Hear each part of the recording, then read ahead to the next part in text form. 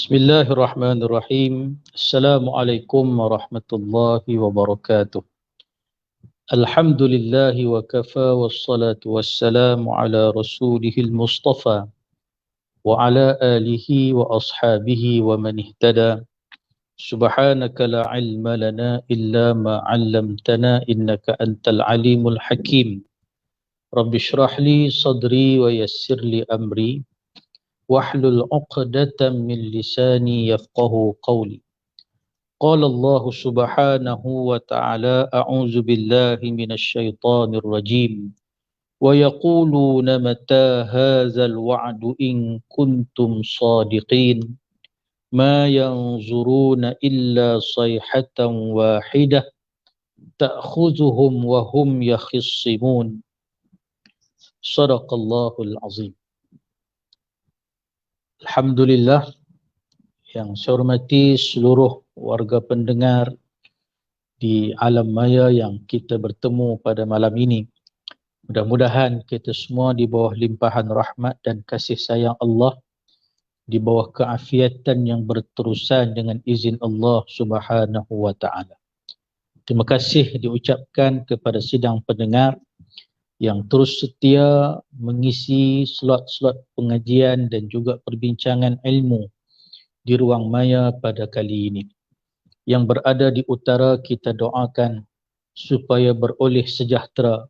Yang berada di timur mudah-mudahan beroleh makmur. Yang berada di barat mudah-mudahan senantiasa mendapat berkat. Dan yang berada di selatan insya-Allah beroleh keafiatan dan juga keselamatan insya-Allah. Tuan-tuan hadirin yang dimuliakan Allah Subhanahu wa taala sekalian, insya-Allah ruang waktu yang ada pada malam ini kita sama-sama manfaatkan dengan sedikit perbincangan, tadabbur dan perbincangan daripada tafsir surah Yasin, dan kita menyambung perbincangan pada ayat 48, 49, 50 dan 51 pada malam ini insya-Allah. Kalaulah pada ayat 48 yang terdahulu dipaparkan bagaimana sikap orang musyrikin Mekah, golongan kafir yang berada di hadapan Nabi SAW. Lantas mereka berdebat dan berhujah dengan Nabi. وَيَقُولُونَ مَتَى هَذَا الْوَعْدُ إِن كُنْتُمْ صَادِقِينَ. Mereka bertanya dan berkata dengan penuh ejekan, dengan suara pertanyaan yang penuh dengan sindiran. Bukan tanya untuk mendapat pengetahuan ataupun maklumat, tapi tanya itu dengan nada mencemuh, nada sindiran. Mata hadzal wa'du in kuntum shadiqin. Bilakah perjanjian tentang kedatangan kiamat ini wahai Muhammad? Bilakah ia akan terjadi? In kuntum shadiqin, sekiranya kamu orang yang benar. Maka Allah Subhanahu wa taala mengajar Nabi SAW pada ayat yang berikutnya. Ayat 49 Allah berfirman, "Ma yanzuruna illa sayhatan wahidah ta'khuzuhum wa hum yakhissimun." Tidak ada lagi yang mereka tunggu melainkan satu suara yang begitu keras. Suara itulah yang akan menyeksa mereka ketika mereka dalam pertengkaran sesama mereka. Sidang pendengar yang dimuliakan Allah Subhanahu wa taala sekalian, seolah-olah Allah Azza wa Jalla menjawab cabaran mereka. Allah jawab setiap persoalan yang dikemukakan oleh golongan kafir ini. Tuhan jawab dengan uslub, dengan cara yang pelbagai. Dalam ayat 49 ini Tuhan jawab, tunggu sahajalah saat kedatangan siksa dengan terdengarnya suatu suara yang begitu keras bunyinya, iaitu suara tiupan serunai sangkakala. Pada tiupan yang pertama, sehingga semua penduduk bumi ini akan mati kesemuanya, baghtatan, secara tiba-tiba. Muslimin dan hadirin sidang pendengar yang kasihi, ayat yang kita tekuni pada malam ini sebahagian daripada ayat-ayat akidah. Ayat yang membicarakan tentang keimanan kita, khususnya beriman kepada hari akhirat. Dan persoalan keimanan pada hari akhirat inilah yang sering diingkari oleh sebilangan besar daripada manusia yang dihidupkan oleh Allah di atas muka bumi ini. Kerana tak percayanya dengan ketibaan dan kedatangan hari kiamatlah manusia bergelumang dengan noda dan dosa. Kerana tak percaya dengan hari kebangkitan, tak percaya dengan syurga dan neraka lah manusia melakukan ikut suka hati dia. Dan orang yang mempertikaikan tentang ketibaan dan kedatangan hari kiamat ini, Allah Subhanahu Wa Taala peringatkan bahawa sememangnya kedatangan kiamat itu akan diawali, akan dimulai dengan tiupan sangkakala.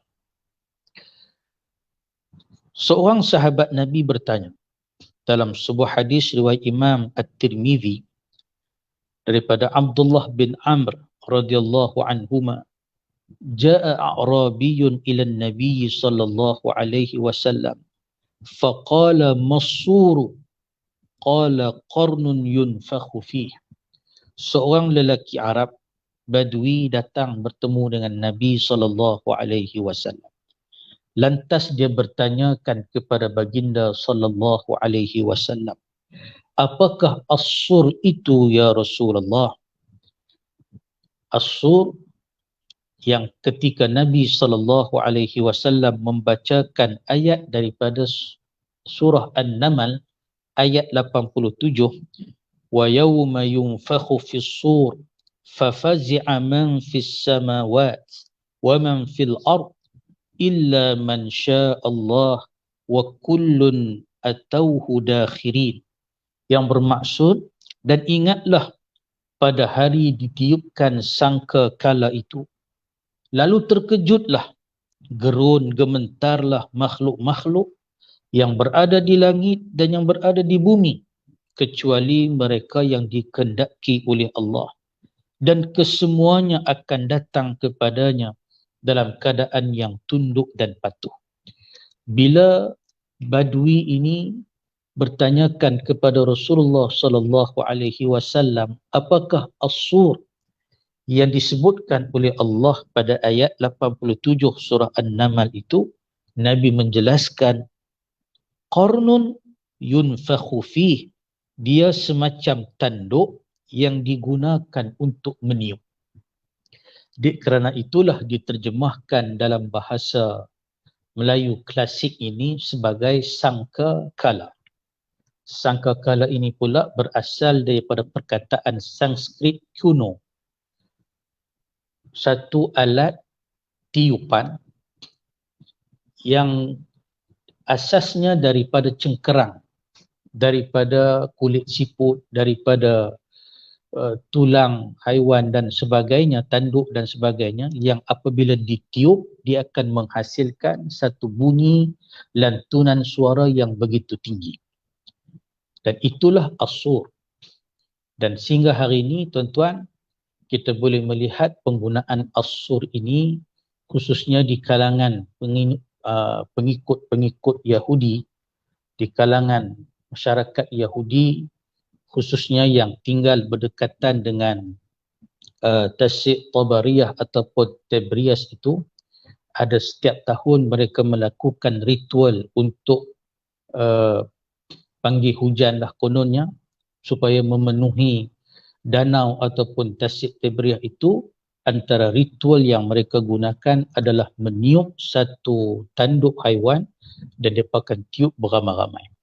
Kalau tuan-tuan perasan, yang pernah tengok cerita Bahubali The Beginning sebagai contoh, kan, di situ diperlihatkan kan bagaimana ketua kepada pengawal bagi kerajaan Mahishmati, iaitu Katapa ketika itu, di saat dia memberikan arahan kepada tentera-tentera elitnya, dia meniupkan satu alat seumpama tanduk tu, bila dia tiup dia akan menghasilkan satu bunyi dan isyarat. maka isyarat itu difahami oleh tentera-tentera elit dia. Begitulah bandingan kepada as-sur ataupun sangkakala yang disebutkan di dalam Al-Quran ini. Dalam bahasa moden dia diterjemahkan dengan trompet. Dia diterjemahkan dengan alat yang menghasilkan bunyi tiupan yang begitu menakutkan ataupun yang begitu menggerunkan, tuan-tuan. Maka hadirin yang dimuliakan Allah Subhanahu wa taala sekalian, persoalan yang dibangkitkan di dalam ayat ini, kenapa Allah Ta'ala mengisyaratkan ketibaan kiamat itu dengan tiupan sangkakala? Dengan tiupan yang begitu mengkagetkan, menimbulkan perasaan gerun dan bimbang.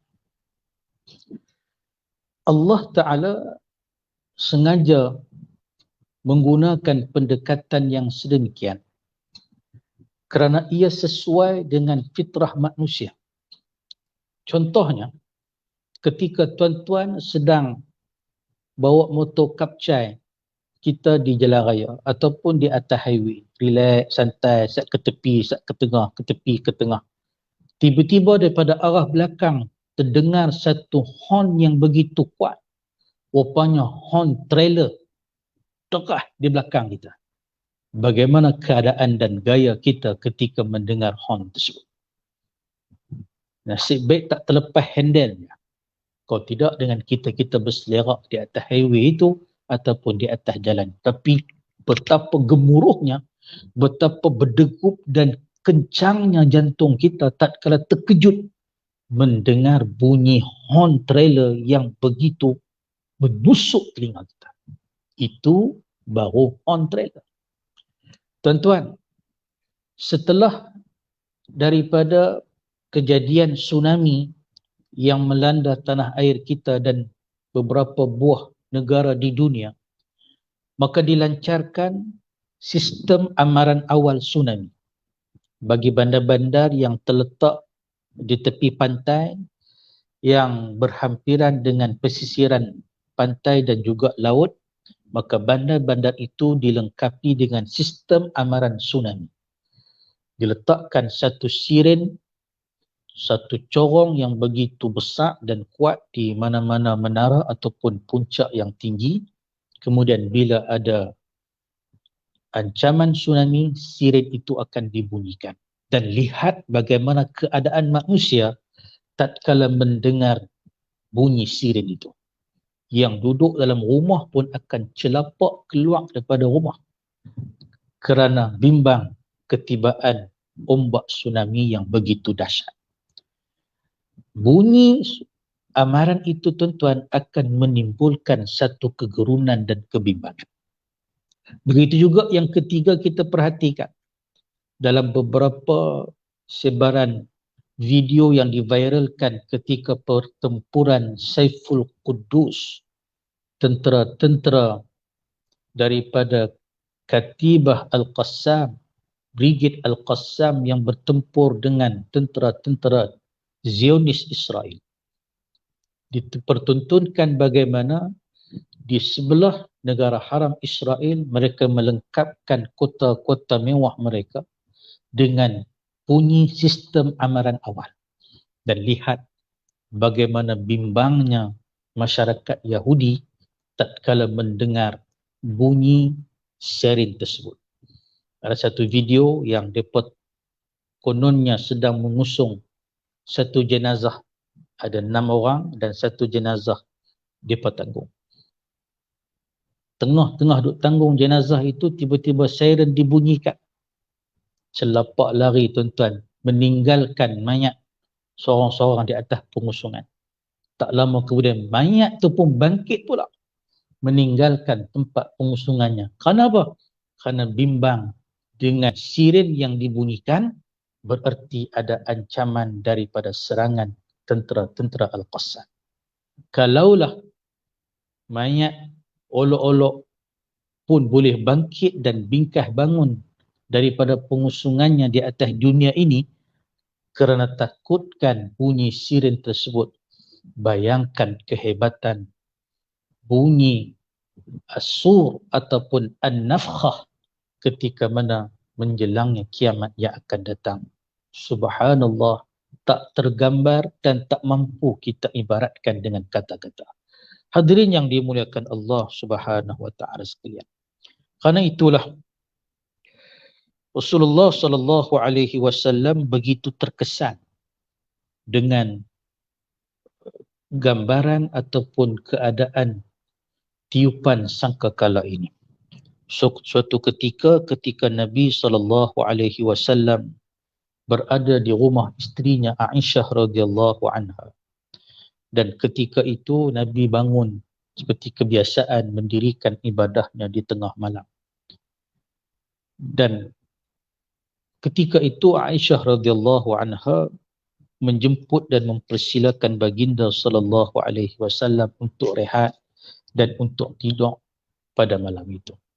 Tapi Nabi sallallahu alaihi wasallam menjawab, bagaimana mungkin aku ingin tidur? Aku ingin berehat dan melelapkan mata pada kesempatan malam ini, sedangkan aku pernah melihat malaikat Israfil yang ditugaskan oleh Allah Subhanahu wa taala telah pun bersiap siaga untuk meniup sangkakalanya. Nabi gambarkan dalam hadis itu, sebelah kaki Israfil berada di hadapan dan sebelah kakinya berada di belakang, dan matanya tidak pernah lepas daripada memandang arasy Allah.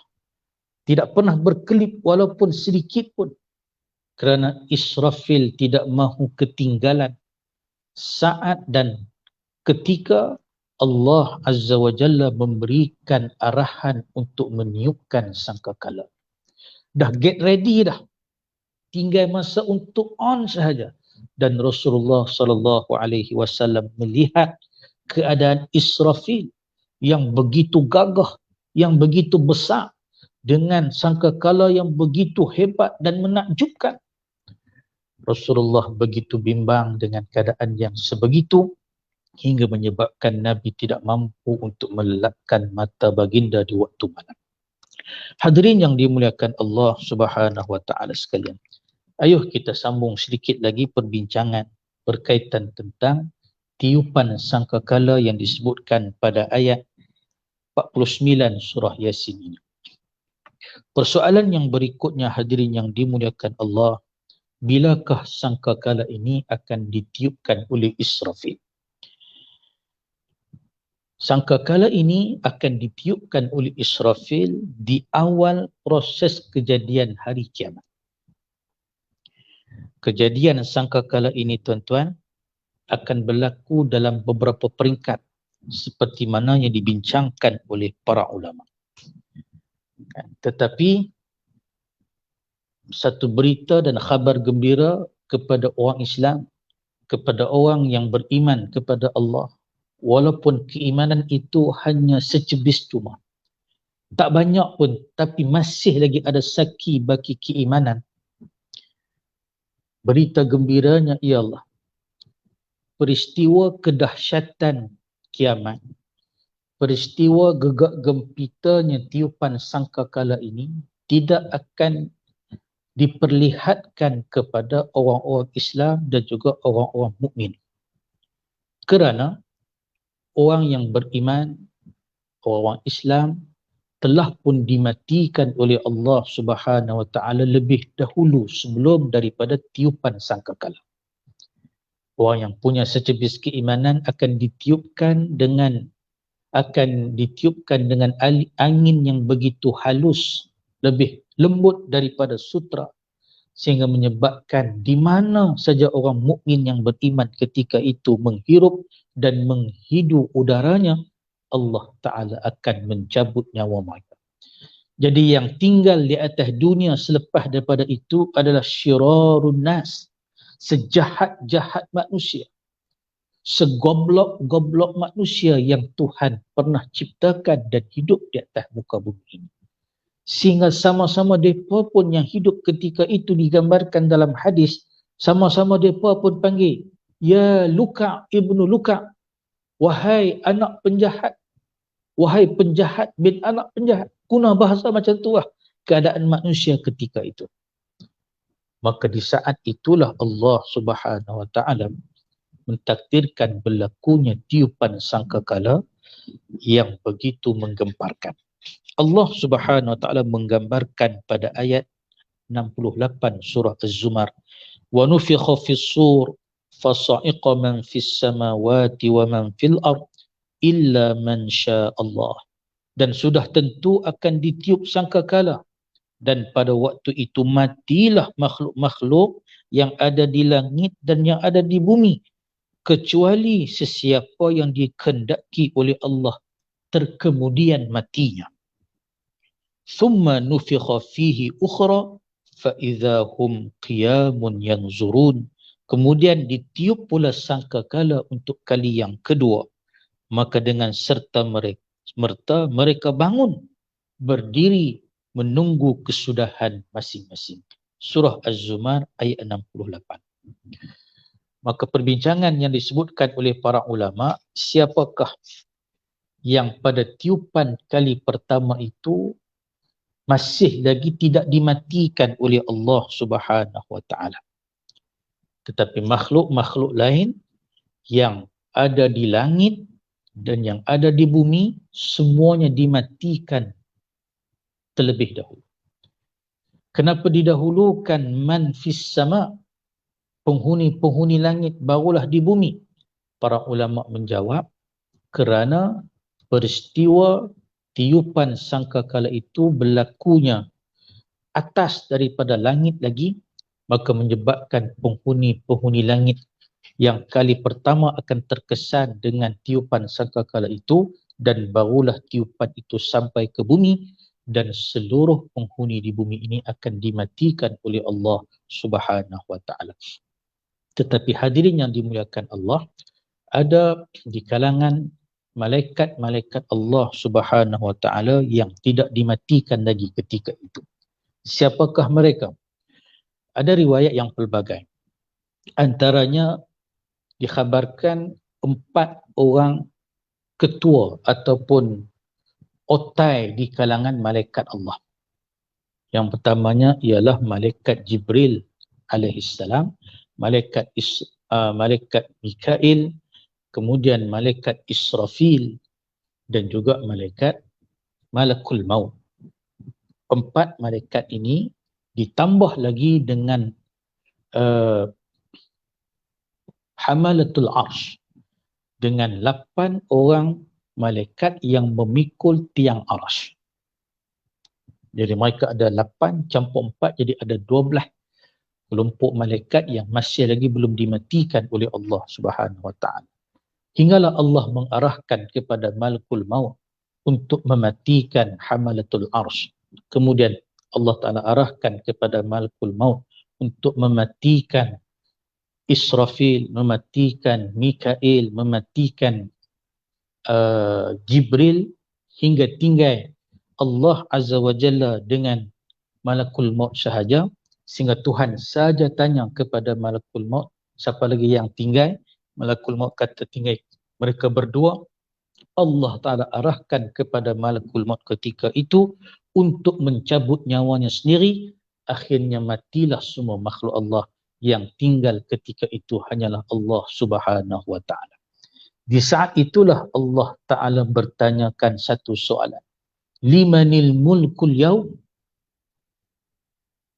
Milik siapakah kerajaan pada hari ini? Lillahil wahidul qahar. Tak ada siapa dah kerajaan yang bertahan ketika itu, melainkan satu-satunya kerajaan yang masih kekal dan wujud adalah kerajaan milik Allah yang Maha Perkasa. Dan ketika itu Tuhan tanya, Ainal Jabbarun? Mana dia dulu penguasa-penguasa yang sering memaksa rakyat, yang sering memaksa manusia untuk tunduk dan patuh kepada undang-undang dan kezalimannya? Ainal Jabbarun? Ainal Mutakabbirun? Manakah golongan-golongan yang sombong, yang takabur, yang bongkak penuh keegoan di atas dunia dulu? Mana? Tuhan tanyakan ketika itu. Hadirin yang dimuliakan Allah Subhanahu wa taala sekalian, setelah semuanya dimatikan oleh Allah, dalam hadis bagi tahu ma bainan nafkhataini arba'un. Di antara jeda masa antara dua tiupan itu selama 40. 40 itu tak pasti adakah arba'una syahran ataupun arba'una yauman ataupun arba'una sanatan. Ada yang kata 40 hari, ada kata 40 bulan, ada kata 40 tahun. Wallahu a'lam. Kan didiamkan perbincangannya oleh para ulama. Kan, tetapi setelah tempoh 40 itu, hadirin sekalian, barulah Allah Azza wa Jalla menghidupkan semula Israfil, malaikat yang meniup sangkakala ini. Maka diarahkan kepada Israfil untuk meniup sangkakala bagi tiupan yang kedua.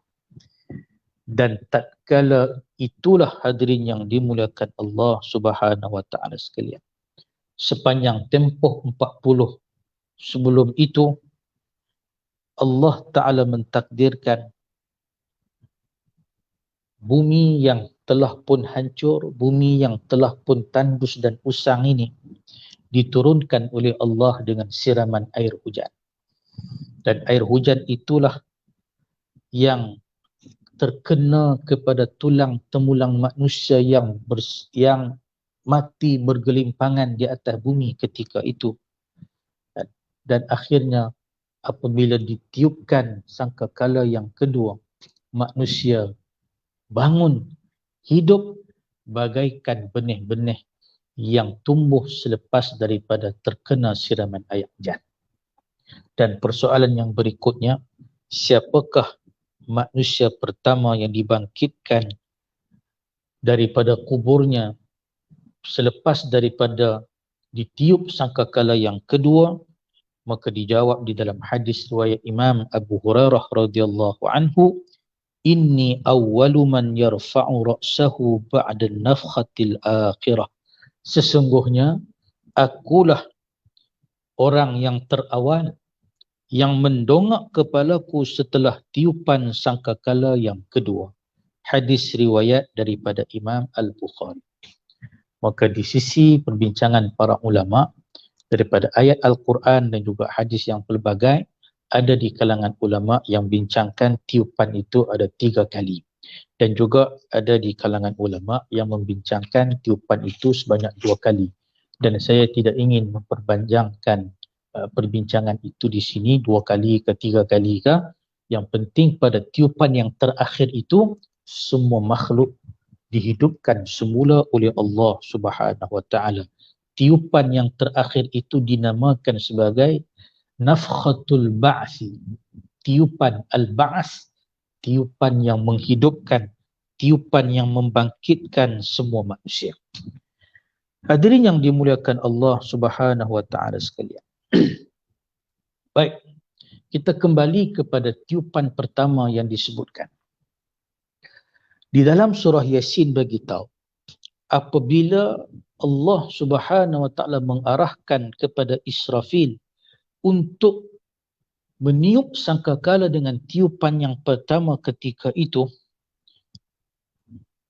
keadaan manusia yang berada di bumi ketika itu ialah mereka dalam keadaan yakhissimun, mereka dalam keadaan bertengkar sesama sendiri. Mereka melakukan pergaduhan, mereka sibuk berada di pasar mungkin ataupun di tempat-tempat kerja mereka, tetapi pergaduhan dan perkelahian mengisi kehidupan mereka. Saat tengah duduk bergaduh dan berkelahi itu, Allah Ta'ala arahkan kepada Malakul Maut untuk meniupkan sangkakala. Terkejut punya hal apabila mendengar tiupan sangkakala itu, tuan-tuan, disebutkan dalam ayat yang lain, فَأَخَذْنَاهُمْ بَغْتَةً وَهُمْ لَا يَشْعُرُونَ. Maka kami, yakni Allah, menyeksa mereka dengan tiba-tiba sedangkan mereka tidak sedar pun. مَا يَنْظُرُونَ إِلَّا صَيْحَةً وَاحِدَةً تَأْخُذُهُمْ وَهُمْ يَخِصِّمُونَ فَلَا يَسْتَطِيعُونَ تَوْصِيَةً وَلَا إِلَى أَهْلِهِمْ يَرْجِعُونَ. Dan ketika itulah, hadirin sekalian, apabila mendengar sahaja tiupan sangkakala pertama yang mengkagetkan, yang menggentarkan jiwa manusia, mereka tidak mampu lagi untuk berpesan, tak mampu lagi untuk membuat wasiat, dan tidak berdaya lagi untuk kembali ke rumah dan memberitahu ahli keluarga masing-masing.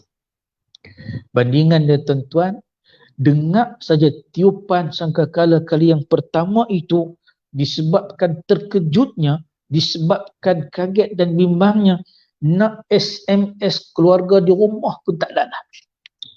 Nak WhatsApp, nak video call, apatah lagi nak hantar email, memang tak ada lah. Terkejut punya pasal apabila mendengar bunyi gegak gempita di langit menandakan tibanya waktu kiamat yang begitu dahsyat. Yakni apabila saat kiamat itu datang begitu cepat, tidak sempat lagi orang berwasiat atau berpesan mengenai kekayaan hartanya kepada orang-orang yang akan diberikan pusakanya sesudah mati. Nak wasiat harta pun tak ada lah. Dan tidak sempat lagi orang yang baru keluar daripada rumahnya untuk kembali lagi menemui keluarga di rumahnya. Sebaliknya, suara yang keras itu telah datang, menyambar nyawa mereka, menyebabkan mereka semuanya mati dan mereka bertemu dengan Allah Subhanahu Wa Taala dalam rupa dan keadaan yang demikian. Dalam ayat 51, Allah berfirman, وَنُفِخَ فِي الصُّورِ فَإِذَا هُمْ مِنَ الْأَجْدَاثِ إِلَى رَبِّهِمْ يَنْسِلُونَ. Dan ditiupkan serunai ataupun sangkakala, tiba-tiba kelihatan mereka bangkit daripada kubur dan mereka segera datang kepada Tuhan mereka. Hadirin yang dimuliakan Allah, Allah Ta'ala menggambarkan pada ayat 51 ini, selepas daripada mereka dimatikan, Allah Ta'ala akan meniupkan, mengarahkan kepada malakul maut untuk meniup serunai sangkakala bagi kali yang kedua, yang menandakan bahawa hari ba'as ataupun hari kebangkitan telah pun tiba. Tiupan yang kedua itu bermakna hidup semula, dan inilah permulaan episod kehidupan di alam akhirat. Maka mereka yang dahulunya telah dimatikan itu, pada masa ditiupkan serunai sangkakala kali yang kedua terbangun, lalu bangkit daripada kubur masing-masing dan bersegera datang menemui Tuhan mereka, kerana akan dibicarakan untuk diadakan perkiraan dari amalan yang telah mereka kerjakan di dunia dahulu. Ayat ini tuan-tuan, samalah gambaran dia, samalah situasinya dengan ayat yang digambarkan dalam surah Al-Ma'arij ayat 43. Allah berfirman dalam ayat 43 surah Al-Ma'arij yang berbunyi, Yawma yakhrujuna minal ajdathi sira'a ka'annahum ila nusubin yufidun. Iaitu pada hari mereka itu keluar dari dalam kubur mereka dengan bersegera kepada berhala yang mereka sembah dahulu. Dalam surah Al-Ma'arij, Allah Ta'ala gambarkan orang yang sebelum ini menyembah patung-patung berhala, yang sebelum ini semasa di dunia menyembah Tuhan lain, mencari sembahan lain selain daripada Allah. Apabila ditiupkan saja sangkakala yang kedua, mereka akan bangkit bangun sesegera mungkin dan mereka akan pergi kepada patung-patung berhala mereka. Orang yang beriman akan bangkit dan menuju ke padang mahsyar untuk bertemu dengan Allah Subhanahu Wa Taala. Tetapi sebaliknya, orang yang kufur dan mensyirikkan Allah, mereka akan mencari sembahan-sembahan yang pernah mereka sembah dan pernah mereka abdikan suatu ketika dulu. Dan ketika itulah hadirin yang dimuliakan, pada ayat 52, qalu ya wailana man ba'athana min marqadina hadza ma wa'ada ar-rahman wa sadaqal mursalun. Mereka berkata dengan nada sedih, dengan nada kecewa, dengan nada penyesalan. Ya wailana, alangkah malangnya nasib kami. Man ba'athana min marqadina, siapakah yang membangkitkan kami daripada tidur kami yang lena ni? Selepas daripada tiupan sangkakala tu tuan-tuan, mati. Mati ni mungkin tak ada siksaan. Yang sebelum ni pernah kena siksa, mungkin tak siksa lah. Jadi dia rasa nikmat. Dia rasa satu tidur yang penuh kesedapan dan juga kenikmatan. Tidak ada sebarang gangguan. Tengah-tengah duk tidur syok itu, tiba-tiba bunyi pula sangkakala yang kedua. Dibangkitkan dalam keadaan yang terkejut. Maka dia bangun dalam keadaan penuh penyesalan. Dia kata, siapalah yang membangkitkan kami daripada tidur kami ni? Dalam keadaan daripada mengeluh macam tu, tiba-tiba dengar satu suara jawab. Hadza ma wa'ada ar-rahman. Inilah yang telah dijanjikan oleh Tuhan yang Maha Pengasih. Wa sadaqal mursalun, dan benarlah perkataan para rasul yang telah pun diutuskan sebelum daripada ini.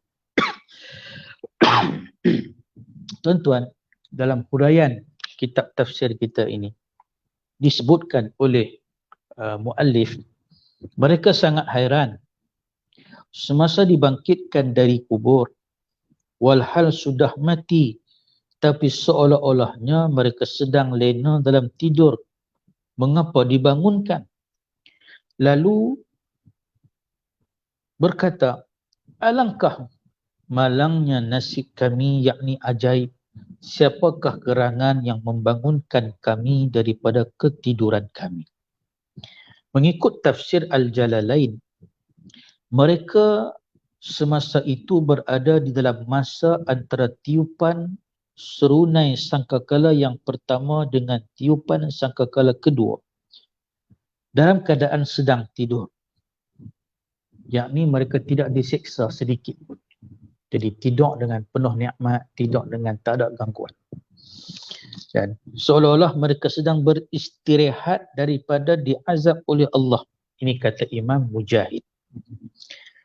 Dan maka diterjemahkan, ditafsirkan dalam ayat Quran itu marqadina, yakni ketiduran kami. Tetapi setelah ditiup sangkakala yang kedua itu, bermulalah episod baru dalam kehidupan manusia. Nah, bila bermula tiupan yang kedua itu tuan-tuan, maka mau tak mau semua terpaksa bangun dan semua akan berkumpul di padang mahsyar. Dan ketika itulah terdengar suara menjawab. Inilah yang hampa duk sibuk duk tanya hari tu ni. Kalau dulu semasa di dunia kamu sibuk duk tanya mata, bila kiamat ni, bila kiamat ni, hampa duk olok-olok tanya. Inilah waktu dan ketikanya. Suara tu jawab, puas hati. Wa sadaqal mursalun, dan benarlah yang dijanjikan oleh para rasul dan oleh nabi yang pernah diutuskan ke atas kamu sebelum ini. Setiap nabi dan rasul senantiasa mengingatkan umatnya tentang perihal ketibaan dan kedatangan kiamat. Hampa pelekeh main para nabi dan rasul ini.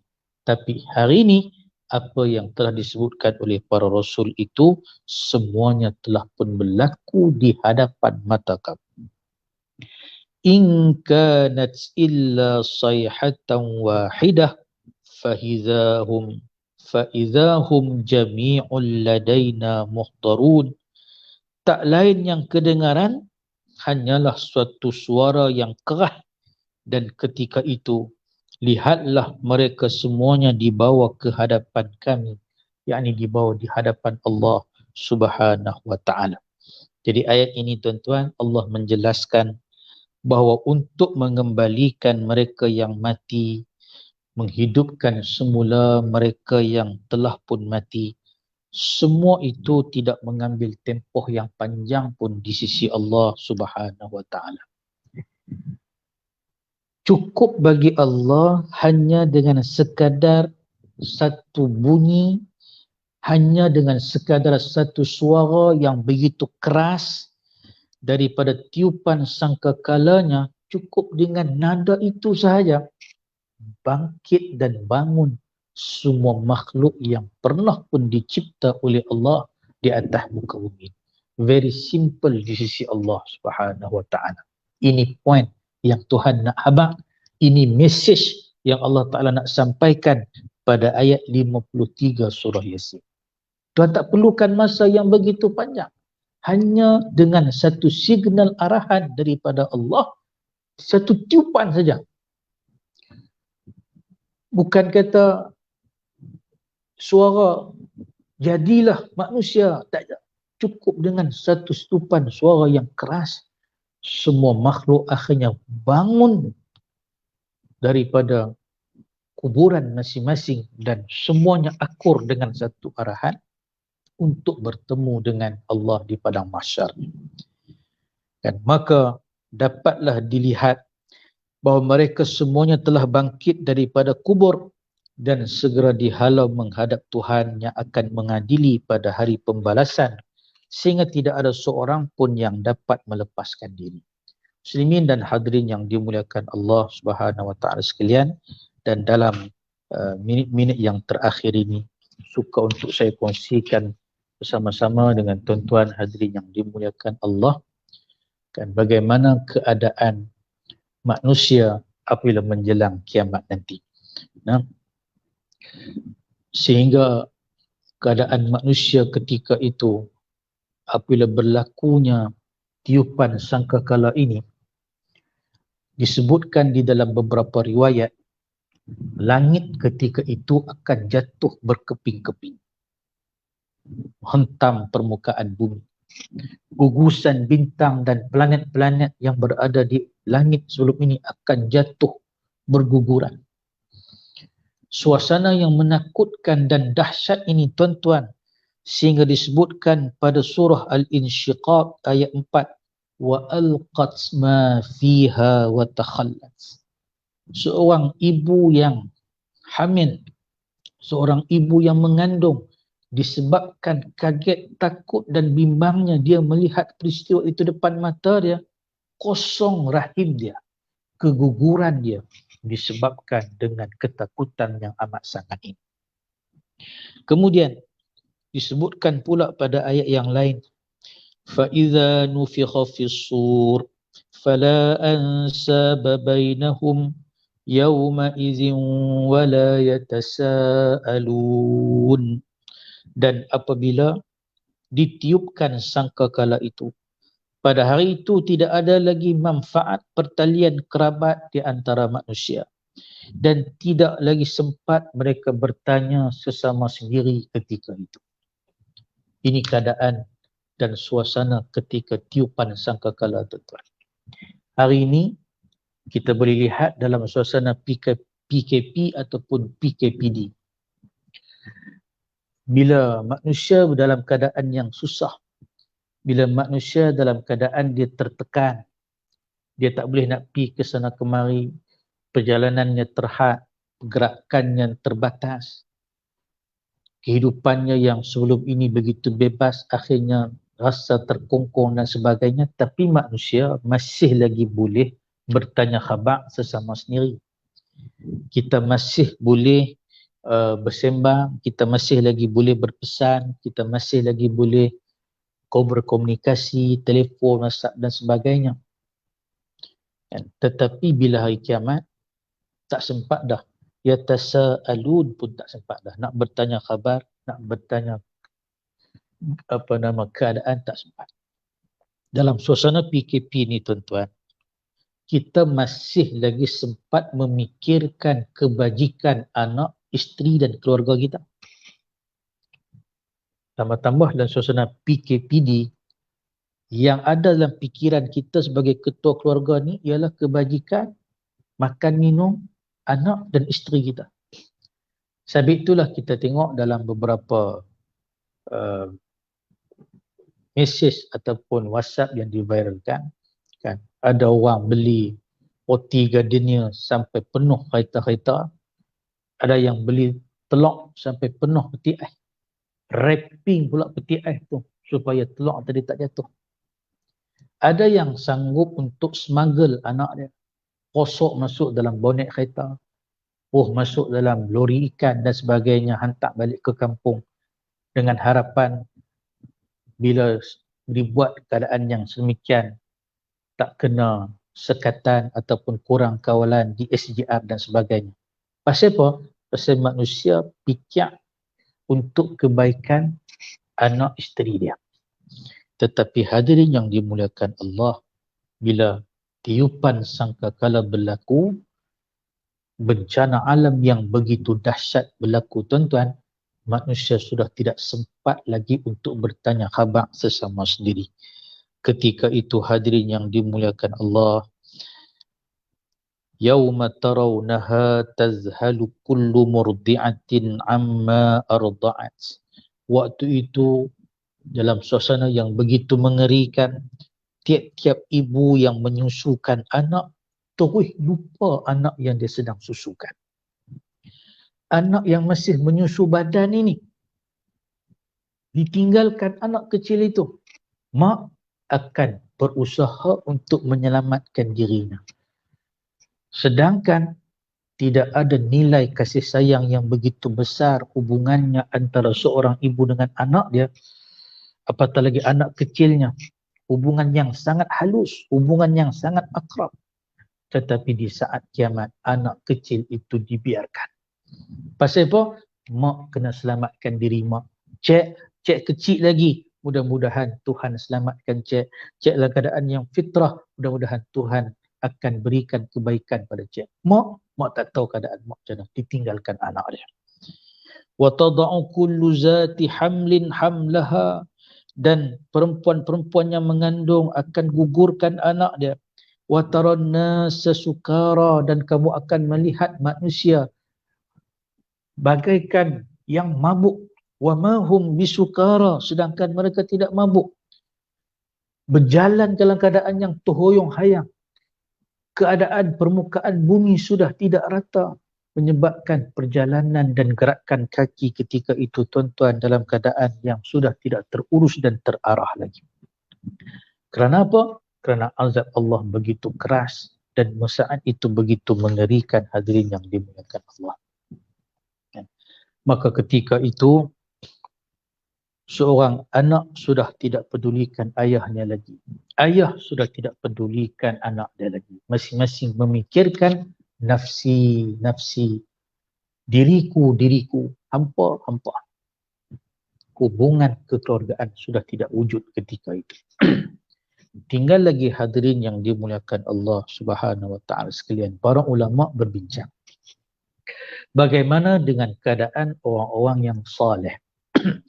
Orang-orang yang beriman, bagaimana keadaan mereka? Adakah setelah daripada tiupan sangkakala yang kedua itu, manusia yang terpisah ini akan terpisah selama-lamanya ataupun bagaimana? Maka disebutkan oleh Allah Subhanahu wa taala, orang yang beriman dengan ahli keluarga yang beriman, insya-Allah suatu hari nanti mereka akan dipertemukan semula di dalam syurga Allah Subhanahu wa taala. Ini kabar gembira. Ini berita gembira kita, tuan-tuan. Walaupun pada kedahsyatan kiamat, orang-orang yang beriman ini terpisah, tak tahu ke mana hala dah ketika itu, tapi apabila selesai proses hisab di padang mahsyar, menjadi penghuni syurga, maka semua kita akan dihimpunkan bersama-sama keluarga besar masing-masing di dalam taman syurga. Ayat Al-Quran dalam surah At-Tur ayat 21 berbunyi, وَالَّذِينَ آمَنُوا وَاتَّبَعَتْهُمْ ذُرِّيَّتُهُمْ بِإِيمَانٍ ألحقنا بهم ذريتهم وما ألتناهم من عملهم من شيء كل امرئ بما كسب رهين. Dan orang-orang yang beriman beserta dengan anak cucu mereka yang mengikuti mereka dengan keimanan. Tok Wan yang beriman mewarisi anak dan menantu yang beriman.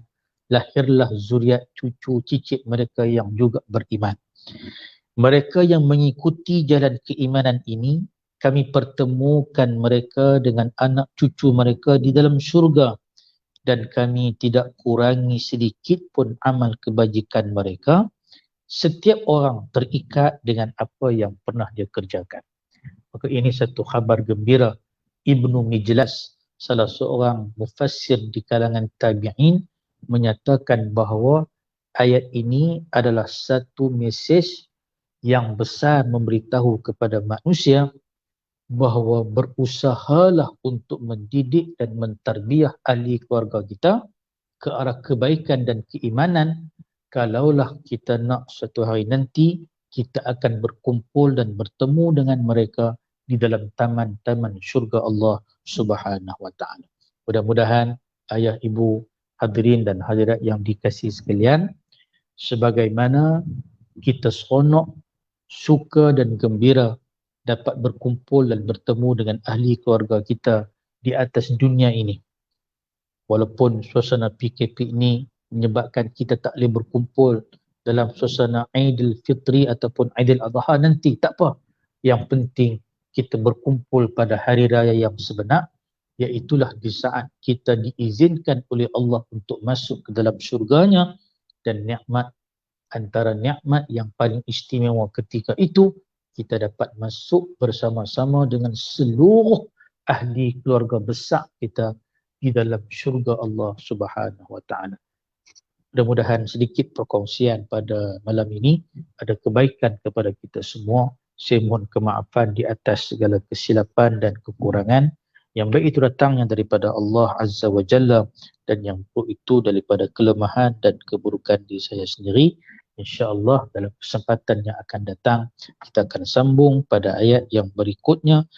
فَالْيَوْمَ لَا تُظْلَمُ نَفْسٌ شَيْئًا وَلَا تُجْزَوْنَ إِلَّا مَا كُنْتُمْ تَعْمَلُونَ. Ayat 54. Wallahu alam. Assalamualaikum warahmatullahi wabarakatuh.